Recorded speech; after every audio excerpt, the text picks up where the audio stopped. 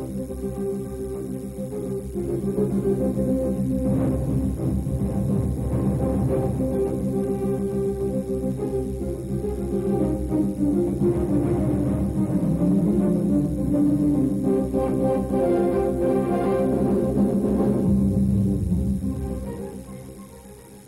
evening. The University of Jordan is the oldest and probably the largest academic institution in this country.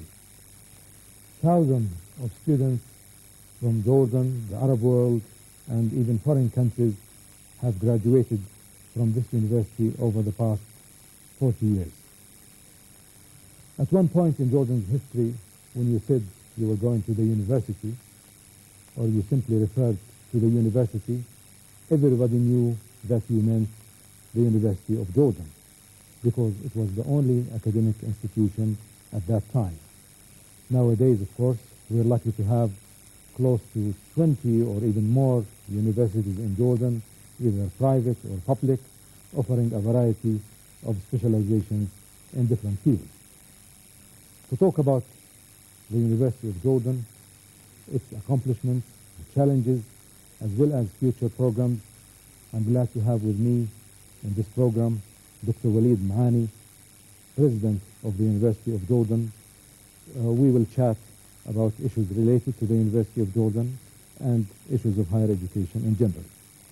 If you don't mind, Dr. Walid, let's start by giving our viewers a general idea about the early years of the University of Jordan. What was the situation like as far as higher education in Jordan at that time when the university started? What were the challenges, and how did the university contribute to the advancement of higher education in the early years? Nabil, first of all, this is the 40th year, as you rightly mentioned. We celebrate our 40th anniversary.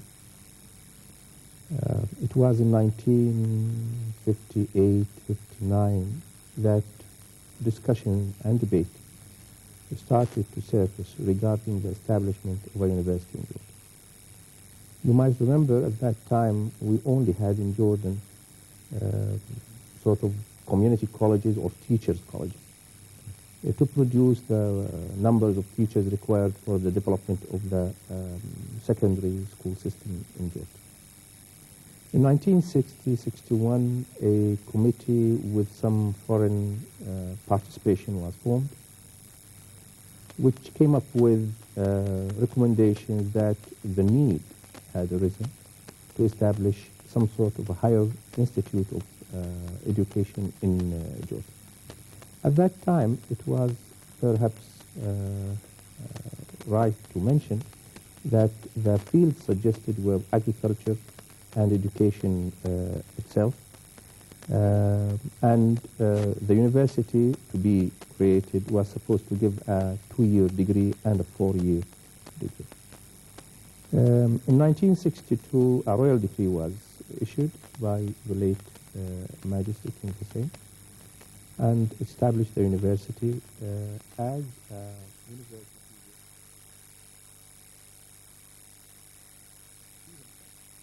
Choosing the place where it should be set up. This was in Judeha, and at that time about 300 acres of land were bought for the sum of around 500,000 dinars. And the buildings which were in that area, which were to do with a research center for the Department of Forestry, was incorporated, and the main building served as the presidency of the university. The first school to be opened was the School of Arts, and the number of the faculty at that time with the first set was 4. The number of students were about 167. During the years, different faculties were added. The next one was to be created was the School of Commerce at that time, and then Sciences, and then Religion, and so on. Until now, we have 14 schools, The last one to be created was the School of Rehabilitation Sciences, and the newest is to be opened later this year, which is the School of Music, Theatre and Art. The number of students had risen to 25,000 students, and the number of staff had exceeded 1,000. The university boasts about 200 employees. It has a very advanced university hospital to complement its medical school. At the same time, the university did not just stop at faculties and schools. It created centers. One of them is the infamous Center for Strategic Studies. Yes, we will talk about that, yes. And there are other centers to do with languages, center which to do with documents and manuscripts and so on. Yes, if we could just also focus on the early years and try to see where Jordanian students were studying before the establishment of the University of Jordan. What kind of difficulties did our students have at that time, and how did the university really contribute to the solution of these problems? Perhaps one would mention that during those periods of time, the Jordanians went mainly to three countries. The affluent, those who could afford it, went to the American University of Beirut. The other two groups went to Egypt and Syria. Some went to Iraq. During those periods of time, the early period of time, the lucky were able to go to any university because it required expenditure of money. Now, I remember in the early years of this university, the fees were very, very little. And they were collected once a year, but later on they had increased.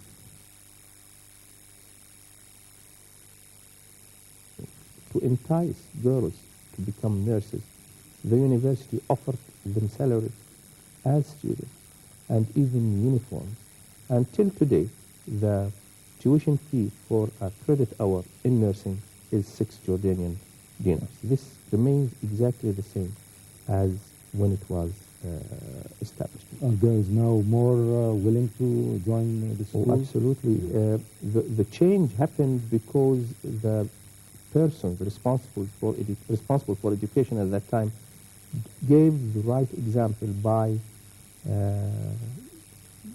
allowing their daughters to become nurses, so setting the example for people to come and join the school. Now, it's only entered through competition, and the numbers of students that we turn down not to admit to nursing is increasing year by year. You mentioned, Dr. Walid, that the Faculty of Agriculture was one of the first yes, faculties to be established at the University of Jordan. Of course, Jordan basically is an agricultural country as well.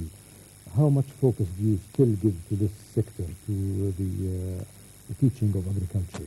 Well, it remains one of the largest schools in the university. In matter of fact, it has grown up to an international stature because during the years we have created 2 stations. One in the Jordan Valley to deal with protected and irrigated agriculture. The other one is in the desert, trying to find some sort of solution or solutions to the problems that Jordan has faced and is facing in the field of agriculture. The school itself has many number of relations with institutions that deal with agriculture in the world, and it caters for a lot of students who come from other areas to Jordan. I mentioned relationship with ICARDA, relation with the National Center for Agriculture here in Jordan. It certainly came up with certain inventions and innovations in the area of agriculture to help advise the farmers to deal with the conditions of agriculture that exist in Jordan. The last of these is water harvesting in the watershed areas in Jordan, i.e. the areas which receive only about 200 to 400 millimeters of water. And it's encouraging to see some crops like apricots, like almonds, like peaches grown up in these areas near Mafraq. And you share these expertise, of course, with anybody who's willing, farmers, people who own large areas of land where they can use this technology. Of course, we think that, or we consider that transferring this technology that we discover and unreveal to the local community is the primary duty of the university. In matter of fact, for certain farmers in the area around the desert station, we have contributed even money, that the farmer contributed some money and we gave another share to try to pass on the knowledge of this technology. And I must say that some of the results are very rewarding. Yes. If we move on, Dr. Maani, to the present situation, of course, we have a problem in Jordan, where every student who finishes high school, finishes the secondary school exam, has one dream, and one dream only, and that is to enroll at an academic university, preferably the University of Jordan, if not any other university in the country. Very few people are willing to join any professional training school. The parents themselves push their children to study an academic field, preferably engineering or medicine. We all love to have our children as engineers or medical doctors. So we face a cultural problem, a value-related problem. How do you receive, you are at the receiving end of this problem. How do you deal with this issue in terms of the numbers of students who wish to enter your university and other academic universities as well? Well, the demand is very high, no doubt about it. And now we boost about 100,000 university students in Jordan. Perhaps 60,000 of them are in the government or public universities and 40 are in the private universities. These private universities would not have opened unless there was a great demand. In addition to this, many Jordanian students still study abroad, and they are willing to incur the expense to go abroad. There is a social problem here.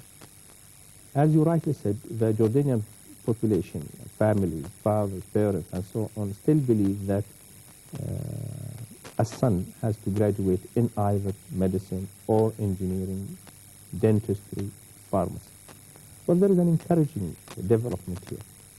Over the year, if you look at the averages that admit students, marks that admit students to university, you will see a climb of other areas towards the top. Such as what? I'm talking about information technology, I'm talking about business and business-related studies and languages.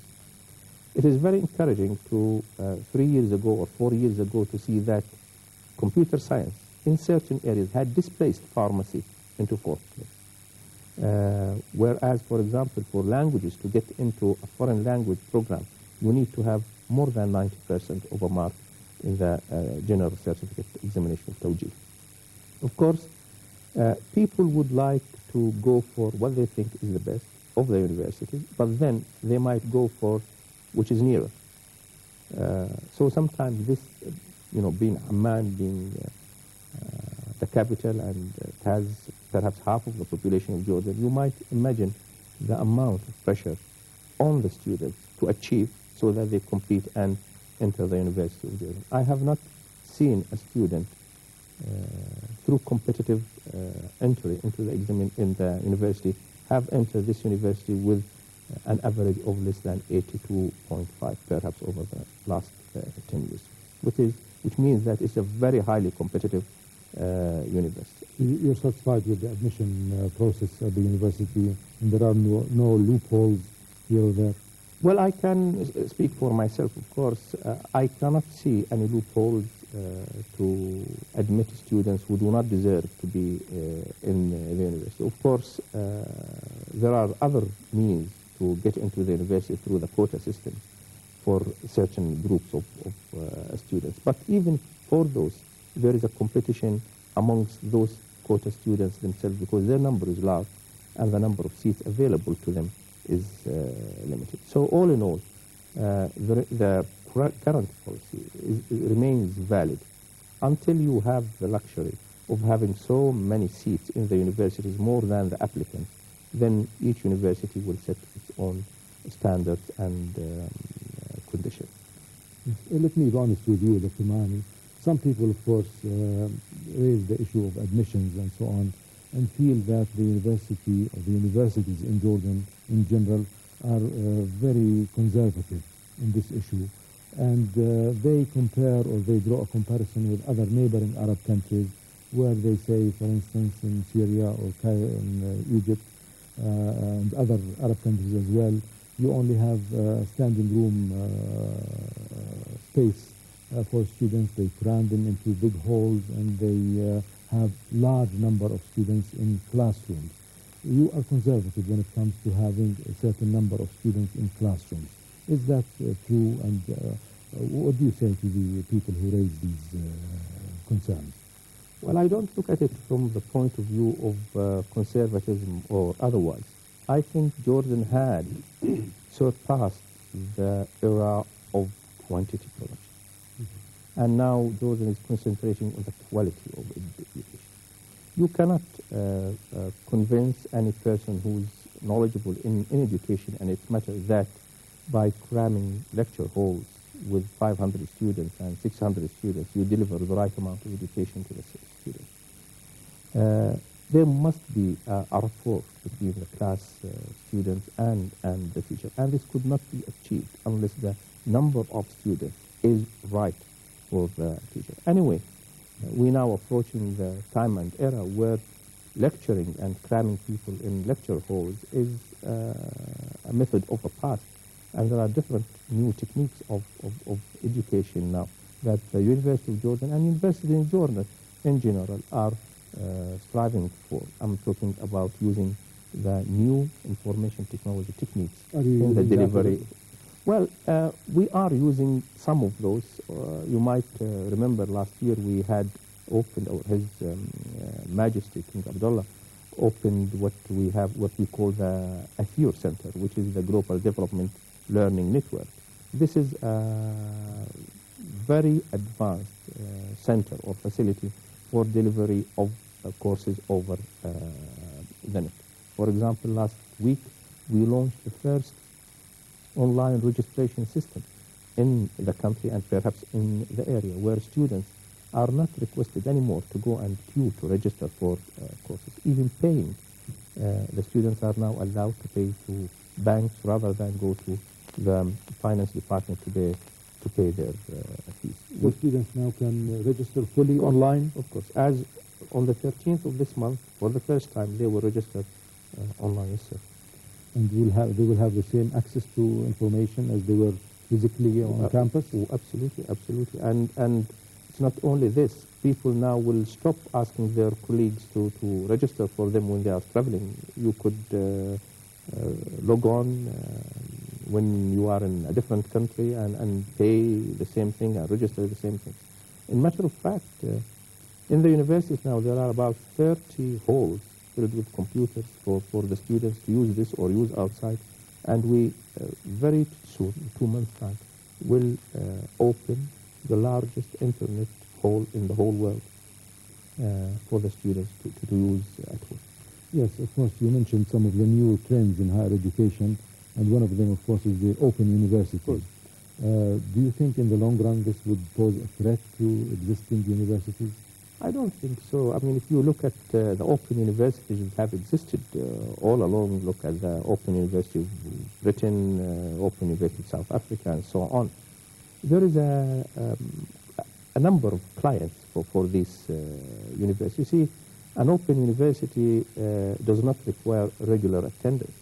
So people who are on the job or people who cannot travel or so on are candidates for this university. But here we must draw a distinction between what's called education by correspondence and distant education, for there are two different issues. Could you educate us? What's the difference? Well, it's not too much of education. It's you remember at some stage you sat at home and somebody told you that to get a degree in law you read this and that books and so on, and on a set date after 12 months you go to a certain hall and do an examination, and if you pass you will there. I don't think this will last, or if it is still there it will continue. Education has to be interactive. So there must be a teacher whom you ask, and whom he corrects you, and he corrects your papers. It doesn't matter where this teacher is, but he is there. Be it in a different country where you see him on the net, be it a person who's connected to you with a two-way video connections or so on. But the dialogue, the interaction is very important in distant education. Now we are developing this in the University of Jordan, distant education I'm talking about. We have already created 2 courses. We have now some expertise from outside through a certain international agency, which is helping us in trying to put this on the net. We will do a pilot study with these. Once we see the effect of this, whether it's successful or not, then we might extend it to other courses. Of course, last summer we received, in fact, a course from the United States in American Studies. We gave it to the students of the program of American Studies, and it was a course that is credited to the students, and they paid the same amount of fees as if it is a regular course. It was very successful, I must say. In the long run, you think there will be a branch of the University of Jordan which is an open experiment? I think what it will be is students could take distant education courses, and these courses will be accredited to them. But you will see, I'm sure, open universities in Jordan where their main goal is to educate people through this manner. Let's move on, Dr. Maani, to another topic that has to deal with the standards of faculty members. As you know, we can talk about the improvement of university education as much as we want, but as long as we have a poor quality of faculty members, this really cannot be done. I know that you're doing a lot, actually, to ensure a better standard for faculty members. Could you please give our viewers a general idea of your efforts in this field? Well, we tackle this problem, I understand that it is very serious, in 2 ways. First of all, developing the powers or the capabilities of the people who do exist now in the University of Jordan, and those whom we are going to recruit. You might be aware that we're losing some of our good staff for areas where there is good pay. And some of this is not only local, but some of it is foreign. Are you losing a lot? Not a lot, maybe 5, 6 a year, 10 a year, but you know, these are from the professors whom we value a lot. For those staff who are already with us, there is a continuous process of developing their capabilities by workshops and conferences and seminars and so on. The other way is for recruitment. And sometimes you advertise for, between brackets, a ready-made person who had spent the years, and he comes with a required specialty, a PhD and so on. But sometimes you don't find it. So the university, for the last few years, have gone on a scholarship spree, in a sense. We have now 94 students studying for PhD in the West. On scholarships? On scholarships. Some of these scholarships are paid by the university, some of them agencies from abroad, and some shared between us and other universities. We have advertised recently for the appointment of 100 teaching assistants to be sent for scholarship in areas that we really in need, like information technology, business, languages, and some of the hard sciences. So recruitment now is well advanced. There is a competition for a certain professor in a certain field, and some of these go for, of course, the highest bidder. Some of them, of course, also stay where they think it's most appropriate. Yeah. Do you take students' opinion into consideration as far as the performance of faculty members? For instance, students would say, have an impression that this professor is good or is bad. Sometimes, of course, their opinion is not entirely objective. They may base this on marks. But do you take this into consideration nonetheless? We have started doing this some 6 years ago, 6 or 7 years ago. We don't think that the student when it comes to his own interest, i.e. good education, will give high rankings to teachers who just gave him marks without doing any work. Once and again, it had proved that students give good marks even to the tough teachers. Yes, we use the process of student evaluation in any action that we take for or against a staff member. In matter of fact, this evaluation, student evaluation, is part of the promotion of every staff member in the University of Jordan. And if the students consistently say that this particular person is not up to, we hold his promotion, and he has to wait until he improves his teaching. Yes, of course, you mentioned the idea of promotion, and I wanted to ask you on that.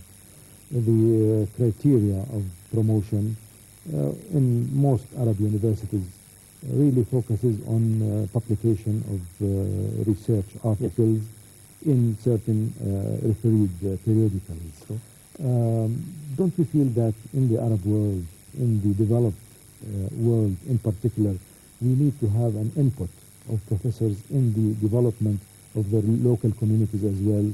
In other words, the promotion should also be partly based on the contribution of professors to the development of their societies.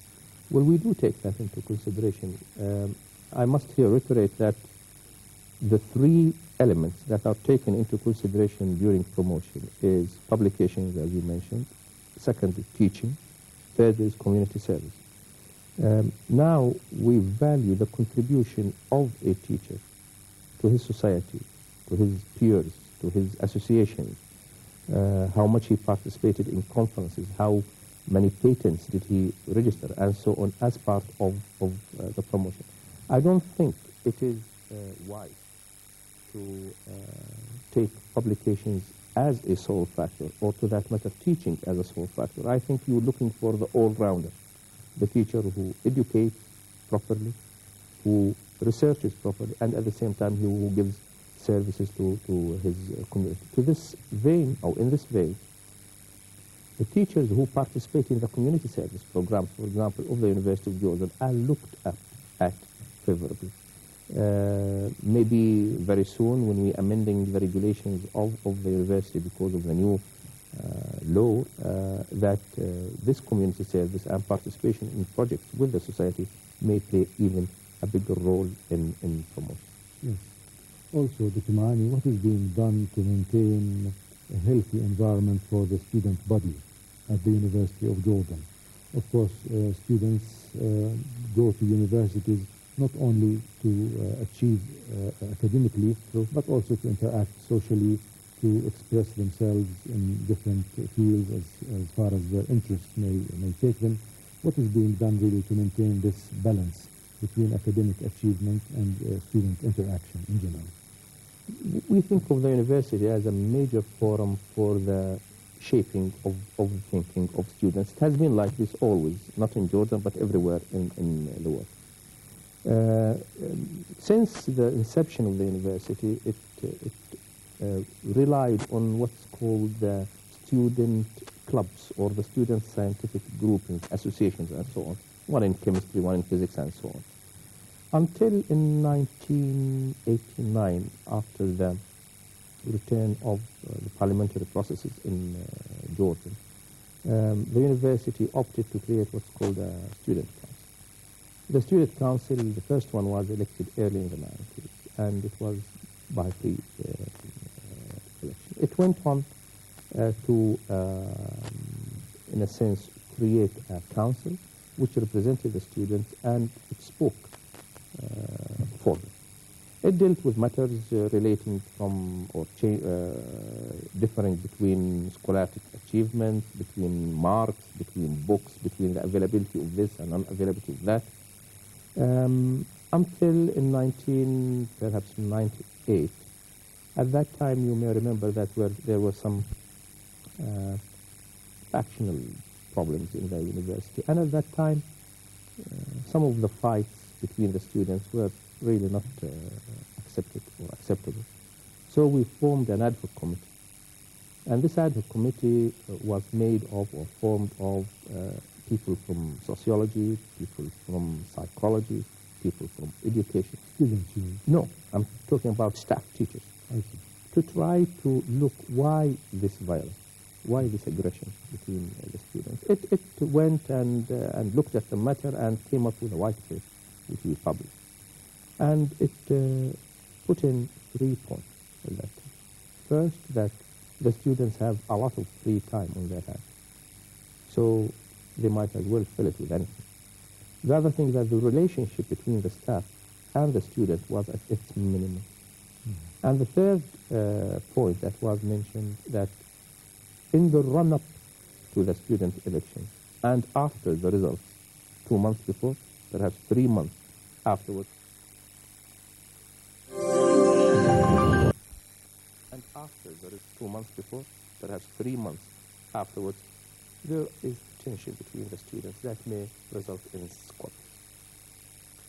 And they sort of explained why this, because they said some students would like to dominate what's happening with the student council, and then they don't look at the interests of other people, and so on. And they suggested that the university should look up at the first problem, which is the free time, the second problem, which is the relationship, and they suggested a mechanism to deal with the student election.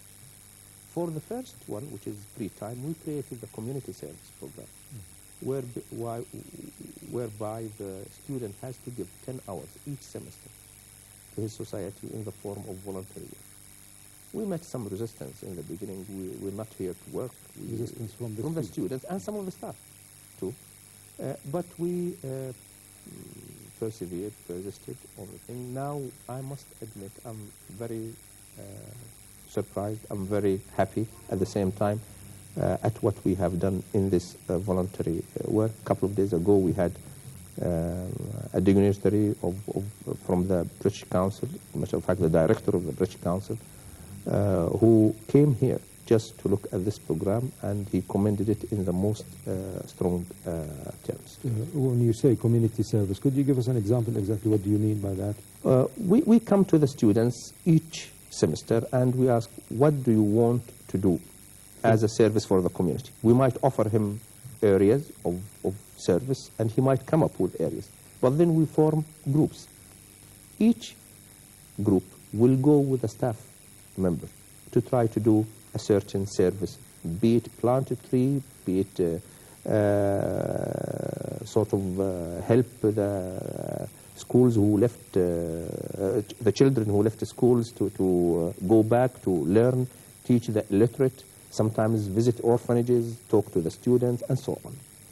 Some of them went to the libraries of the municipalities and tidied the book, and so it's just a spirit of going out to try to help the community.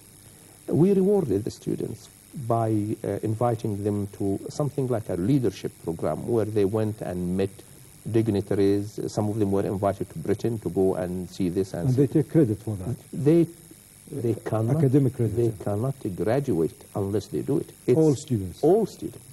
It is a graduation requirement. I must say that it is gaining ground.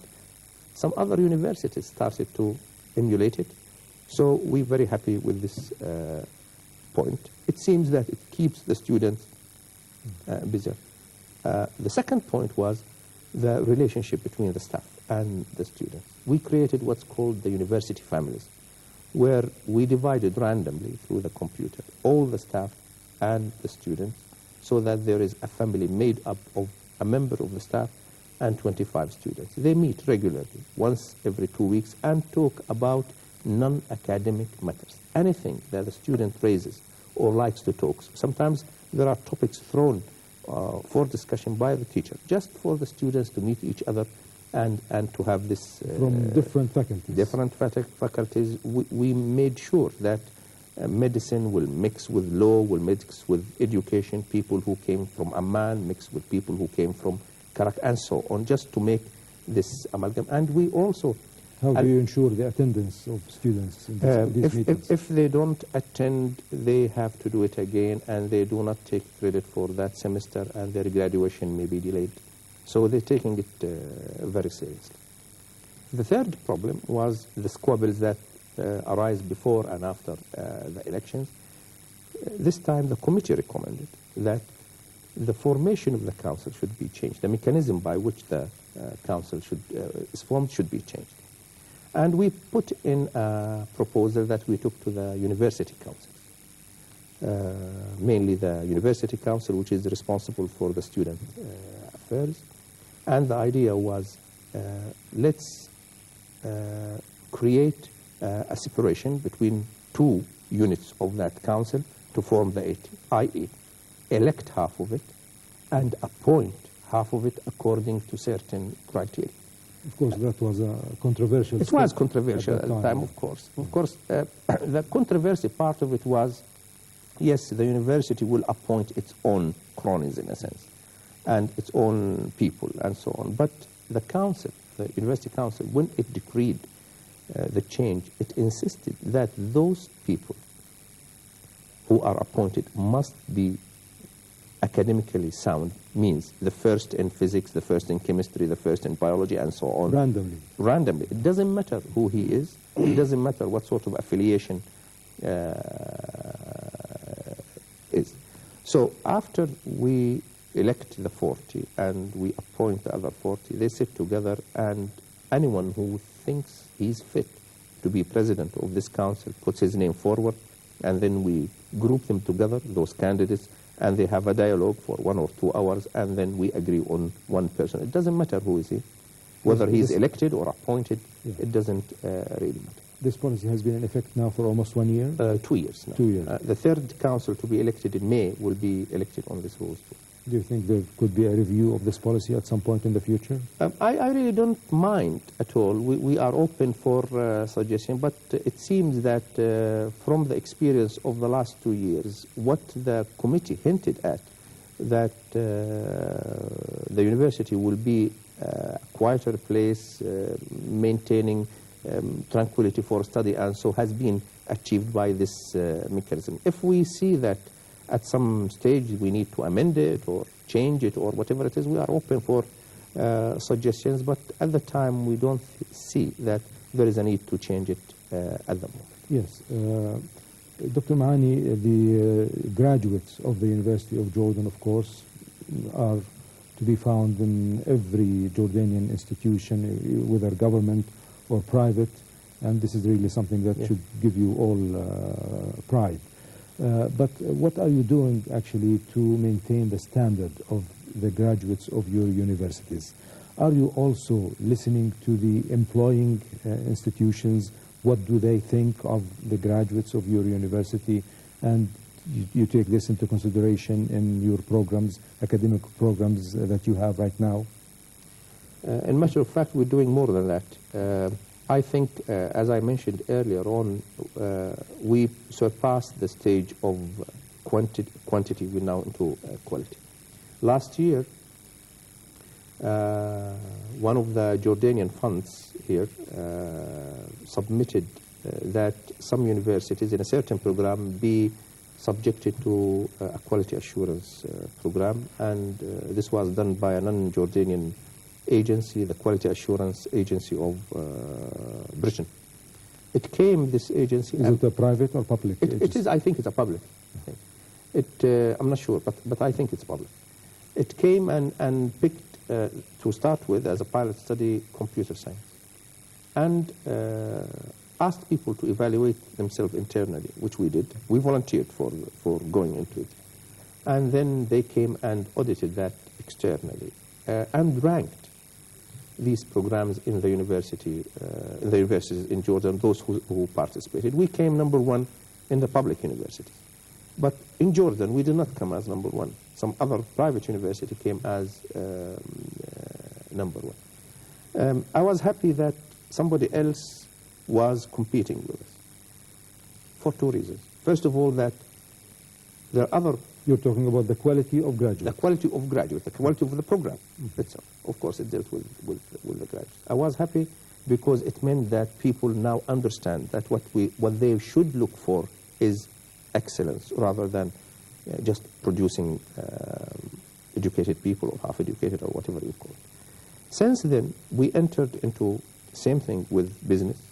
At the same time, we participated in a UNDP program for quality assurance, and then went on to form a group of committees that will allow each department in the University of Jordan to evaluate itself internally, and then we will ask for an external auditor to come and look at each department. Each department, because if you don't do it across the board, there is no point in claiming that, well, I have some programs which are with good quality assurances to produce an excellent student, and the others are not. But the departments, of course, may sugarcoat the picture. No. This is to start with. They realize, of course, that they must tell the truth. I mean, they must do a proper evaluation, because the evaluating agency later on, when it comes, it will say that you erred in this area and you did not really mention the facts in that. Even more than this. Now, our drive is to, our new motto in the university is relevance, competence, and excellence. Whatever you teach has to have relevance to Jordan. And the product that you produce, which is the student, has to be competent. Not only competent, but he must be excellent in what he is good at. Now we're changing the methods of instruction. There is no point at this time and age to ask teachers to deliver lectures and go back to cram 200 students and 300. They must use new technologies of instruction. It's easier, it's quicker. The emphasis of the educational process must be the student and not the teacher. Yes. He's the prime goal. Unfortunately, our time is running out, so I have a few minutes to ask you two important issues, actually. I hope you don't want me to answer the two important issues in 2 minutes. Well, I'm sure you can. The first issue, actually, is about what you mentioned earlier, the Center for Strategic Studies. Yes. And its polls, actually. Let us hit the nail on the head. And sometimes the polls that the center conducts create controversy. People are for it and against it.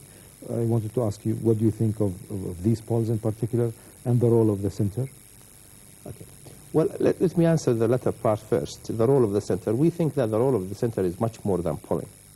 I think we should be doing research regarding public policies, research regarding strategic issues, and produce documents regarding this. Whether somebody will use it or not use it, we would have done our job. And this is part of the jobs of centers of strategic studies, looking at major issues. Now, in this vein, we have in the last 4 or 5 years sent abroad people to institutions of higher education of importance. You only have 1 minute left. So they come back, we will start doing these policy studies and so on. Regarding the polls, we will do the poll for governments, present, past, and... Are you happy with them? We're happy with them. Their objectivity? They are absolutely objective. I vowed for this. The persons who design the polls are absolutely professional. There is no reason why we should